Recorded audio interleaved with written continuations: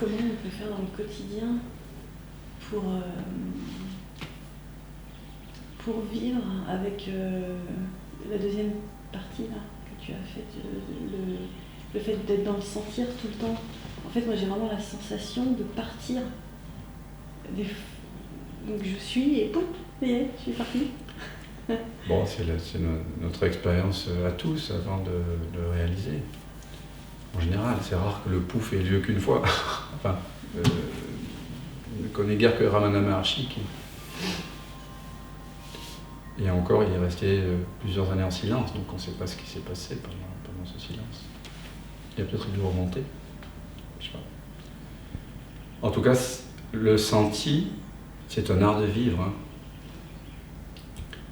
Et on le pratique comme l'Advaita Vedanta, comme la voie de la connaissance, comme la voie directe que nous avons pratiquée ce matin, par la voie de la connaissance. On le pratique au cœur d'un satsang, donc à contre-courant des relations mondaines, de nos obligations. Déjà, te poser la question, tout irait très bien si seulement. Parce que s'il y a une réponse, un élan de répondre à ce questionnement-là, ça signifie quoi? Et une attente. Il y a un blocage. Il y a un blocage. Donc ça veut dire que je me prends pour un égo. J'ai beau savoir, il n'y a personne, blablabla. Mais quand je suis honnête et que je me pose la question, tout irait très bien si seulement le notaire me donnait raison, si seulement cette loi passait, si seulement j'arrivais à ne plus manger ceci, cela. Ça veut dire que je crois qu'à travers d'une expérience particulière, la paix que je cherche va m'être accordée. C'est toujours regarder là-bas. Pardon ? C'est toujours de regarder là-bas en fait. C'est toujours d'être, voilà, c'est toujours quelque chose avec l'honnêteté. La spiritualité, c'est être honnête et être humble, au fond. Tous ces mots qu'on utilise, c'est finalement pour se reconnecter avec une humilité foncière, de reconnaître qu'on n'est rien.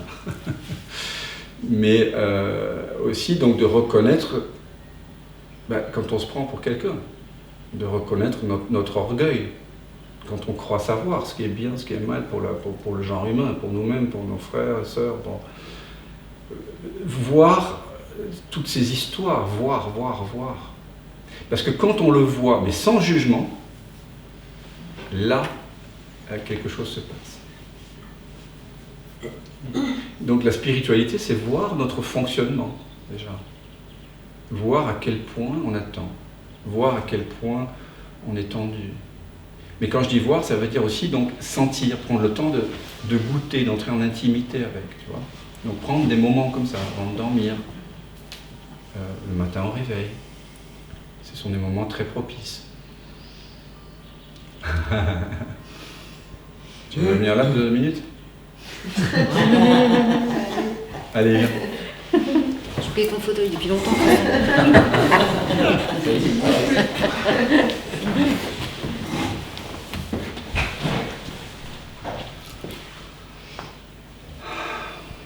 Alors si je te pose la question, tout irait très bien si seulement. Je veux rester paisible. Tu veux rester paisible. Donc si on veut rester paisible, c'est que... Il a l'impression d'être quelqu'un qui veut rester paisible. Non ? Oui, mais c'est qu'on ne l'est pas maintenant. Ça, il faut bien le voir. Ça a l'air très sympa, d'espérer. D'ailleurs, on dit dans la religion l'espérance. J'espère, vous voyez, c'est la foi mal comprise. C'est la foi, je crois en Jésus, je ne le vis pas du tout, mais je crois en lui. J'espère qu'un jour Jésus va venir me sauver. Donc vous êtes en train de refuser le Christ en vous maintenant. Vous voyez, l'espoir, c'est une tension vers. Donc j'espère que je veux être en paix. Donc, qu'est-ce qu'il y a maintenant? C'est là, non-paix. Sans que tu veux la paix, mais que tu ne peux pas. Parce qu'elle n'est pas là, sinon tu ne la voudrais pas. Il y a une autre façon de faire. Mais c'est très honnête parce que si tu veux la paix, c'est que tu sens tactilement, sensoriellement qu'elle n'est pas là. On est d'accord? Je me sens pas paisible pourtant. Ah. Tu te sens paisible? Oui. Bah, qu'est-ce que tu veux alors?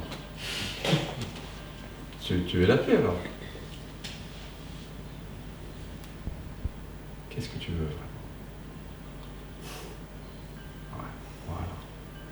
Cherche vraiment ce que tu veux. Ce qui te...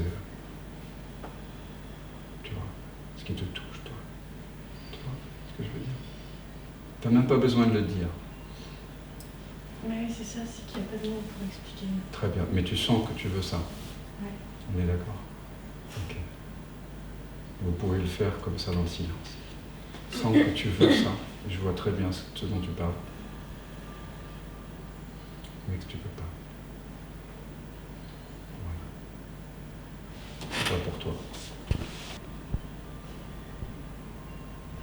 Laisse venir l'émotion.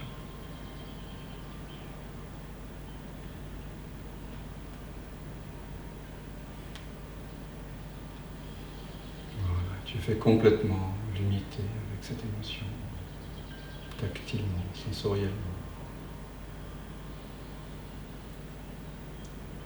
L'émotion, c'est comme de l'eau qui rentre dans le corps éponge.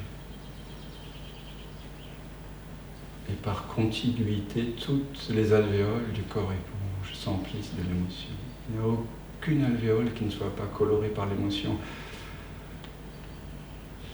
Et l'émotion, elle va dans toutes les directions. C'est ça à accueillir.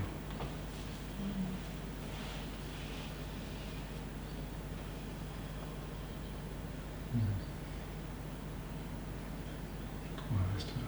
Pardon.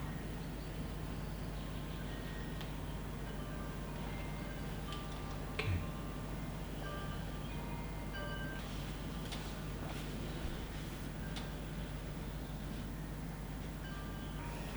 Voilà. Tu sens cette petite tension-là aussi? Voilà. Celle-là aussi, accueille-la. Il n'y a pas besoin de mettre de mots dessus, mais tu sens. C'est-à-dire, sentir, ça veut dire être avec, sans penser, sans commentaire, sans jugement, comme si je te bandais les yeux et je te fais goûter un aliment que tu n'as jamais goûté, tu sais pas, tu n'as pas de mots. Tu découvres ça, cette émotion pour la première fois, et tu te laisses. Tu laisses l'émotion vivre en fait.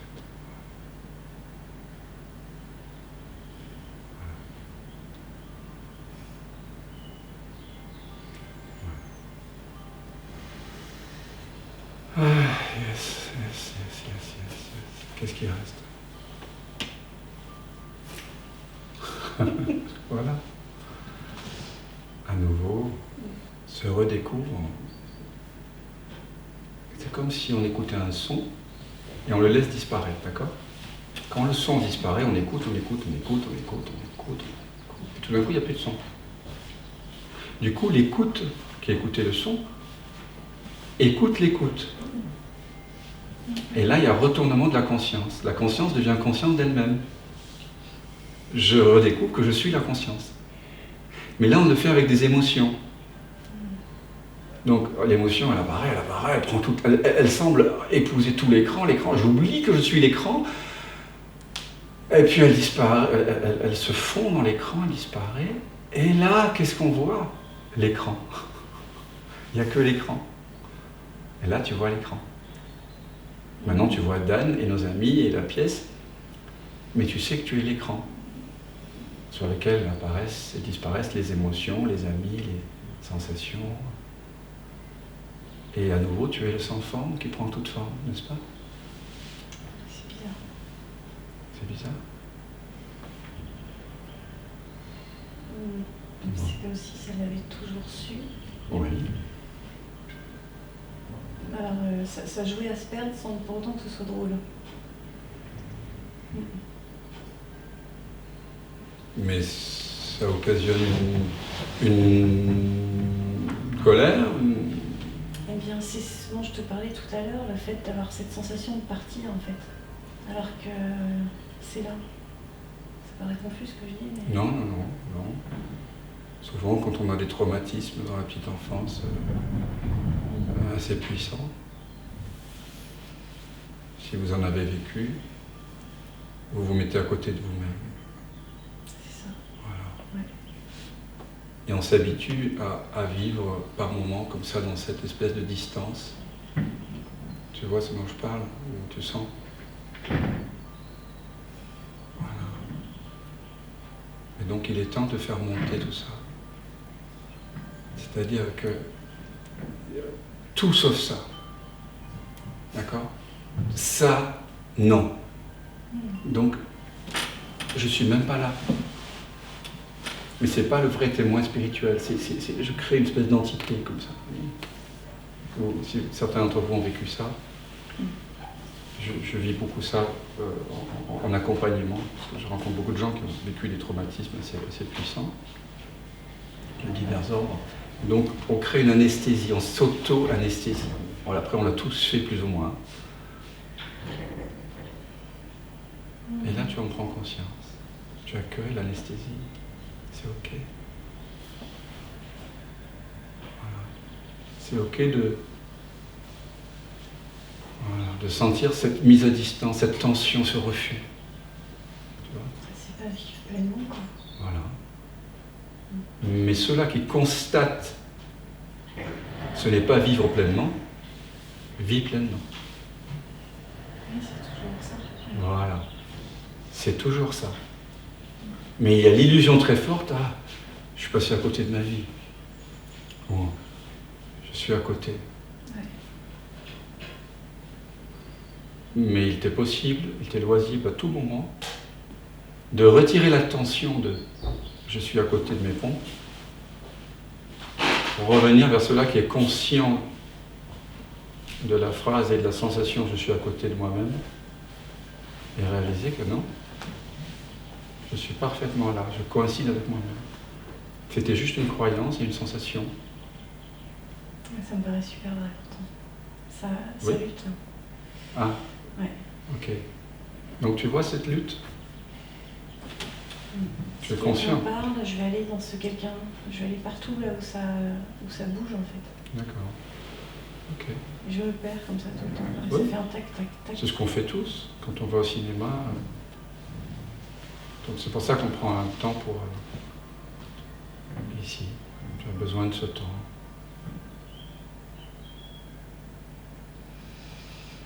Sens ce que ça fait quand on se perd comme ça.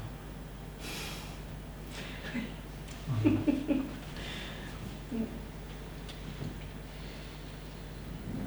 Sens-le vraiment. Poitrine, plexus, gorge, mâchoire, front. Quand je dis sentir, c'est sentir dans le corps, hein, parce qu'on croit avec le corps. Épaules, trapèze, ventre, plexus, cœur, mâchoire, les lèvres qui sont pas besoin de...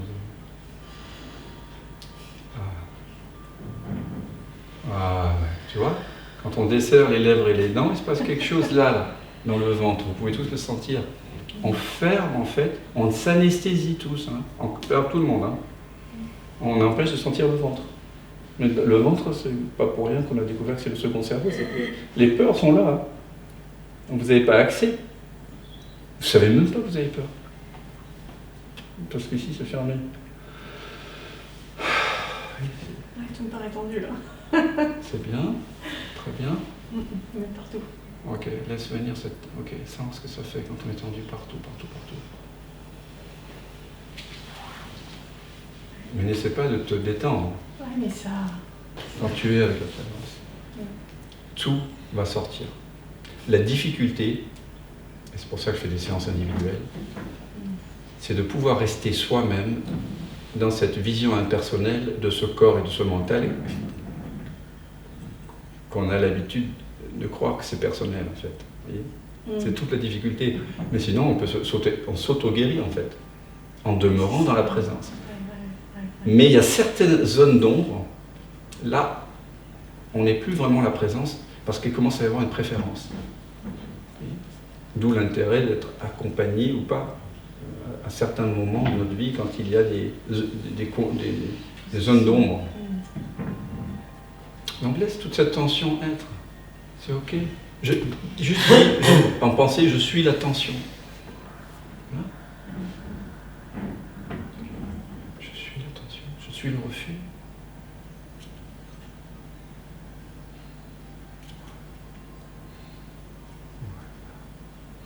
Tout ça. Oui. Voilà. C'est là où tout se passe.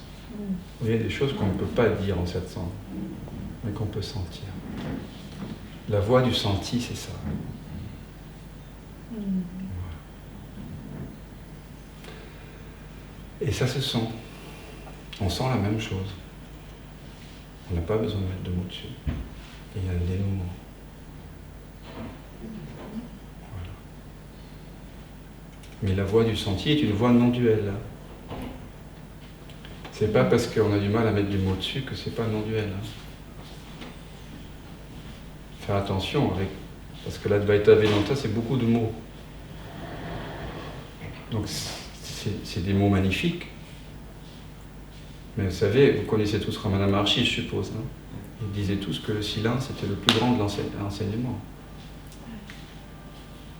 Justement, en fait, j'ai rencontré quelqu'un comme ça il y a 10 ans. Ça te manque. Ok, ça va. Reste là. Reste moi avec moi. Voilà, tu vois, là on est dans la vérité. Voilà.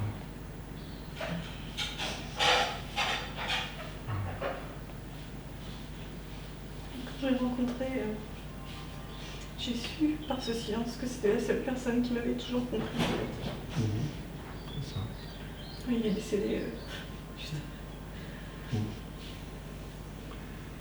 Et c'est vrai. Sauf que c'est le silence qu'il t'a révélé en toi-même qui s'est compris lui-même. Ce n'est pas cette personne qui te comprend, ce n'est pas Dan qui te comprend là. C'est le silence qui se comprend lui-même.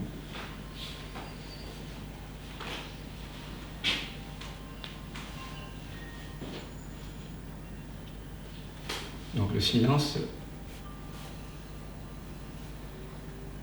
il arrête d'écouter le mental, il se fait confiance lui-même, il retrouve sa propre souveraineté et il tombe amoureux, non pas d'un objet, de quelqu'un, il tombe amoureux du silence, de lui-même.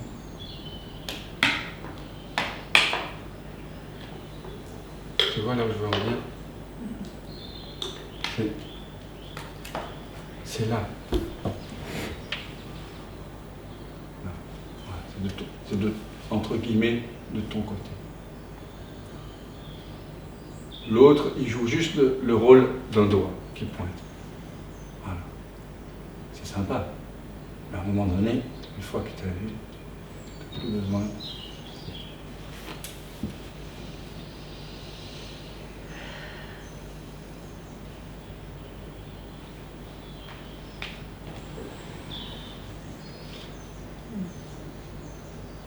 Donc il n'y a plus besoin.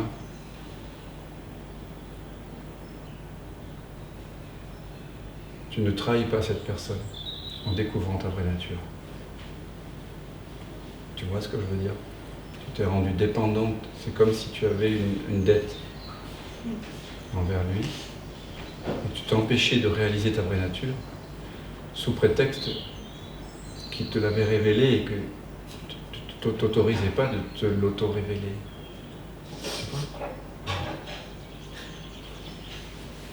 Voilà.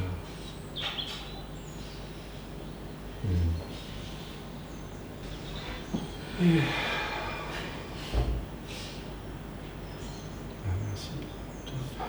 Merci. Parce que, tu vois, cette honnêteté, cette vulnérabilité, cette douceur,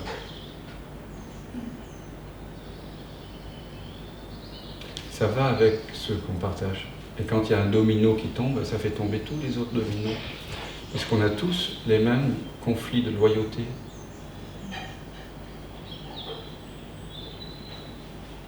Et le sentiment d'indignité, ça vous parle aussi? Et donc ce sentiment que c'est de forcément être quelqu'un d'autre qui qui m'éveille ou qui me fait sentir l'amour ou la paix, etc. C'est très fort, hein, c'est ancré en nous. Hein. On trahit maman et papa et tout le monde. Hein. Et c'est inconscient en fait.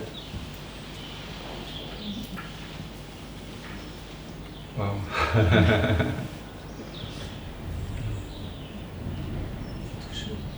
Ben oui. Alors la chaleur qui arrive, elle vient de la dissolution d'une croyance, qui est aussi la dissolution d'une fixation énergétique dans le corps. Ne prenez pas ça pour l'éveil, c'est un effet secondaire, la chaleur. La conscience est déjà complètement expansée, c'est le corps qui s'expanse, c'est pas la conscience. La conscience est déjà là. Mais en déconstruisant ce qu'elle n'est pas, l'énergie se redéploie. Jean Klein, que vous connaissez peut-être. Merci. Jean Klein, il disait que c'était une réorchestration énergétique qui avait lieu. Et il faut faire attention de ne pas s'accrocher à cette réorchestration parce qu'elle est très forte à certains moments. Et après, elle devient de moins en moins forte au fur et à mesure qu'on a de moins en moins de voiles.